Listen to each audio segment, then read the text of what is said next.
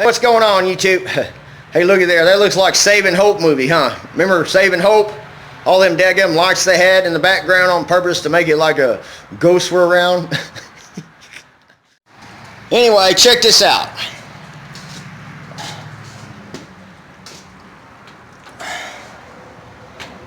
It's a little dark in my shop.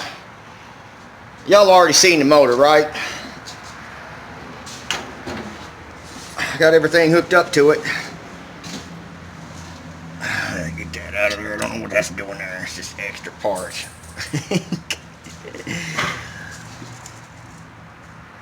That's a Holly double pumper on there.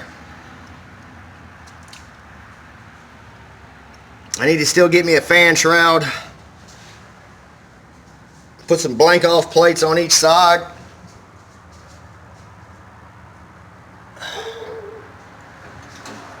Took my time to run the wires. You can't see it, dadgummit.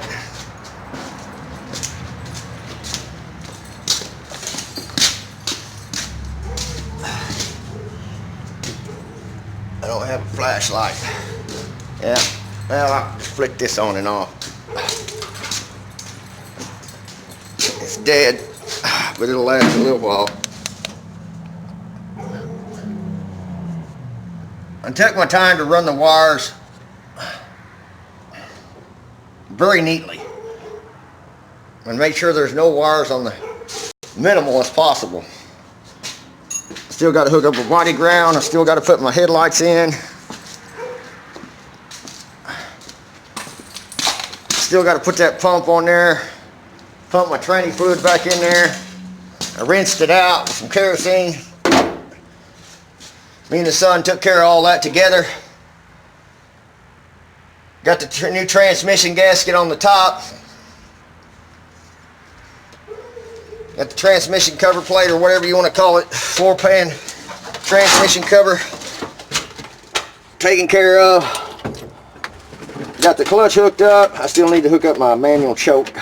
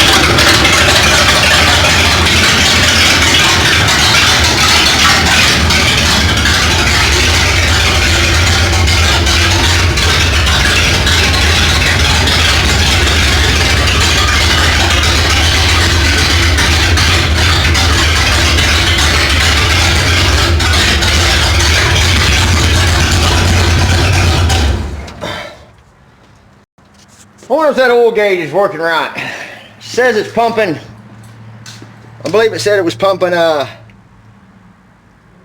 50 pounds of oil pressure on an idle. If my memory serves me correctly, when the inline 6 was in there, that's what it would pump. And so I might just look into getting me another oil pressure gauge. I mean, I'm not for certain, but I'm thinking I need to have more oil pressure than that.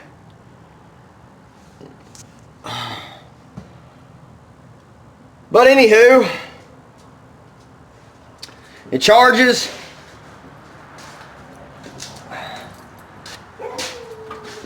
I converted it from a external regulator, and put an alternator on here with an internal regulator, and had to get online and study all the wiring that I could to try to terminate some wires. But I do want to shoot a video of that, seeing as how I learned something. I'm good at learning, or I'm good at wiring. Because when you're a heating and air guy, you got to learn how to read wiring schematics. And I do know how to do that very well. I don't know why it comes natural to me. I can read the wiring schematics and then most of the time fix what I need to fix. Because when I go over there, I don't know why my ADD don't kick in and I'm lost and I have to follow each wire on the diagram and go over here to what I'm working on and back and forth and back and forth. If it makes complete perfect sense up here to me and I know what wire and why those wires and what they do and what they're for, then when I go to diagnose a wire problem or wire something from scratch, it all comes back to me, and I most of the time don't have to go back every now and then. But it's always good to learn how to read, know how to read wiring schematics. They're pretty simple. It's basically self-explanatory whenever you're looking at a wire diagram. But I wanted to know, I just wanted to know a lot of things about, what those 3 wires were on the back of that alternator. And some people jump out that red wire that comes from your battery, the ones that's got an eye hole in it. That one bolts on directly to your battery or directly to your hot source. Some trucks have it bolted to some trucks have it going directly to the battery. Some trucks have it going to the positive post on the starter, that big wire going to the starter, just as long as it's all the time hot and it's a real thick gauge wire. The other 2 wires, one of them goes to, if you got a gauge, dummy light, if you have a dummy light, then you hook up. You hook your, it's either terminal 1 or terminal 2. One hooks to your dummy light, and the other one hooks to a switched hot. And I don't know which one is which. That I have, I'll have to look up online. But I want to sit down with a pen and a piece of paper and show y'all exactly how an alternator works on Chevy motors. For those that, but then again, I don't. It's just one of those things. I repeat myself again. I'm not a channel that you would want to learn from.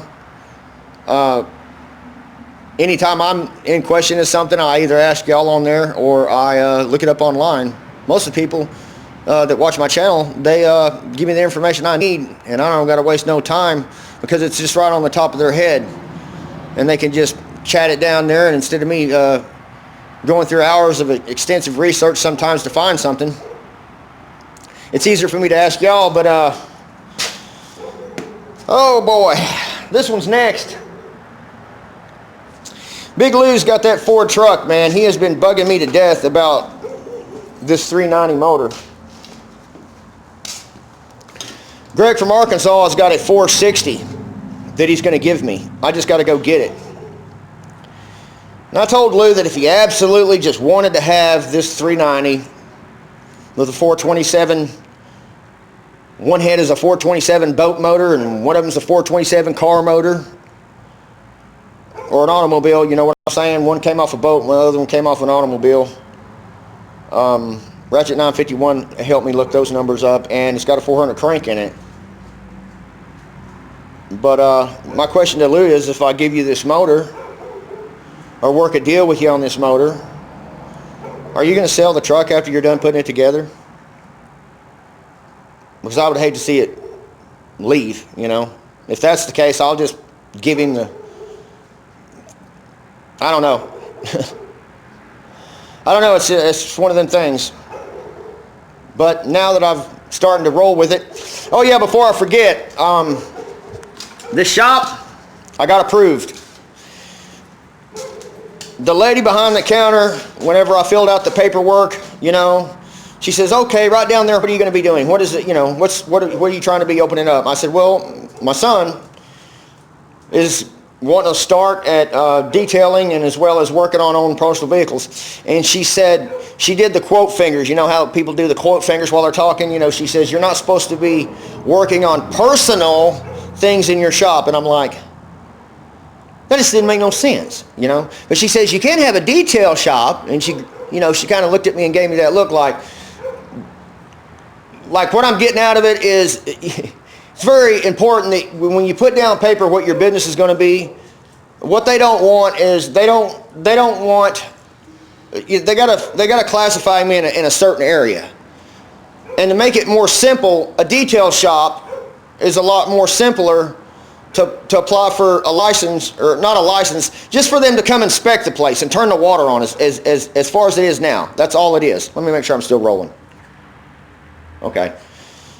So, I got approved for a detail shop, and I can work on my own things here. That's where I'm gathering from them. I ask, other people, like the guy next door that owns the paint and body shop next door. I mean, what are they saying when they say that? They say they're just trying to help you out and make it to where, the lady behind the counter was really trying to help you out and make it to where you didn't get turned down, because they've tried to open this shop up as a tire shop. They've tried to open up this shop as a mechanic shop. They've tried to open this shop up for a lot of things. And because this place doesn't have concrete around the whole area, whatever I do has to be done in the shop. And no cars can be stored in the shop. I mean, no cars can be used as storage as far. I know y'all say, look, well, there's a lot of cars out here. But here's the thing. My landlord, he is leasing the place from the owner. Now, he is subleasing it to me. Okay? He uses this land for mostly storage. If he wants one of his cars or something worked on like this one here, he just stores it here until he gets ready. And then he'll go and he'll deliver it to whoever he wants to have work on it. So he uses the shop for storage, more or less, and this land around here for storage. The body shop next door uses it for the parked cars. And so they're fine with that, They was going to make them come over here and put concrete all in the area, wherever there was cars sitting. And he says, man, come on, you're going to put me out of business. That's the body shop next door. He said, you're going to put me out of business over here. He says, because there is no way in heck that I'm going to be able to afford to concrete everywhere that I've got cars. They just don't want oil and stuff and stuff like that. Absolutely no work can be done on that grass. None. It all has to be done on concrete. And they really don't like the idea of storing cars on the grass. They want you to have at least gravel. And there is some gravel out there. I mean, could use a fresh dump truck load full out here, because the grass has already started to grow up through the gravel. Yes, Toothless. Yes. Anyway, look, man. I love you so much, but you're going to have to quit humping on me. I don't love you like that. Yeah. I have you fixed and you're still humping.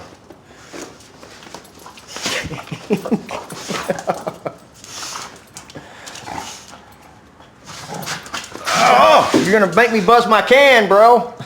Easy. Hey, you're going to pull my feet out from under me. He says, but that's your good foot, Daddy.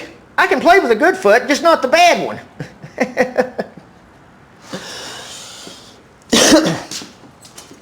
Anyway, before reminded me of another thing. Somebody made the comment to me whenever I had Toothless fixed that it's going to change his whole personality. I'll tell you what. Didn't change his personality a bit. He still likes to play. No, that's my bum leg. He still loves to play. He's still very hyperactive. It did make him gain a little bit of weight. Of course, my diet that I was feeding him, big old pot full of dog food every time I fed him, I found out that you don't have to feed him that much to keep him healthy, and feed him small increments through the day instead of one big meal at the end of the day or one big meal in the mornings. It helps him a lot better than feeding him one time a lot of food. But it's time to get busy and start sorting through this.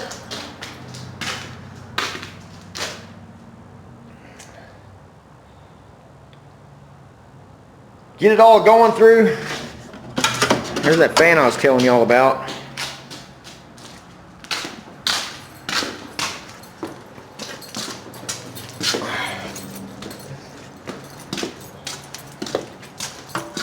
A lot of people tell me these are Widowmakers.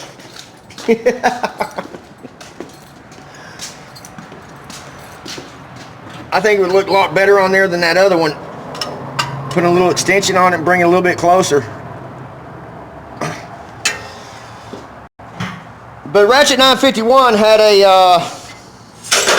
that other radiator I had in there is the same size as this one. This one is also thicker than the original one.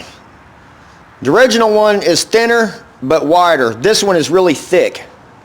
And with electric fan on it, I think Ratchet 951 said his son had a high performance dirt track car. And he put that inside the car that he built. And I think it was a stroker motor or something, and it cooled it just fine.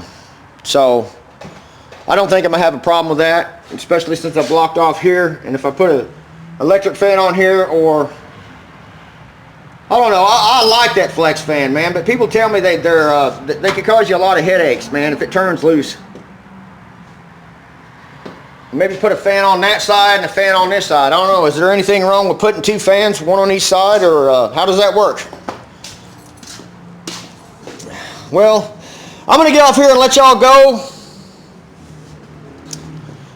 I got to get back to the house, wake up my oh so precious pretty wife, and get her geared up, see if she feels like going to work. She's got the flu. She caught the flu from Walmart. Anyway, I'll see y'all till next time. Y'all be good, man. Limster out.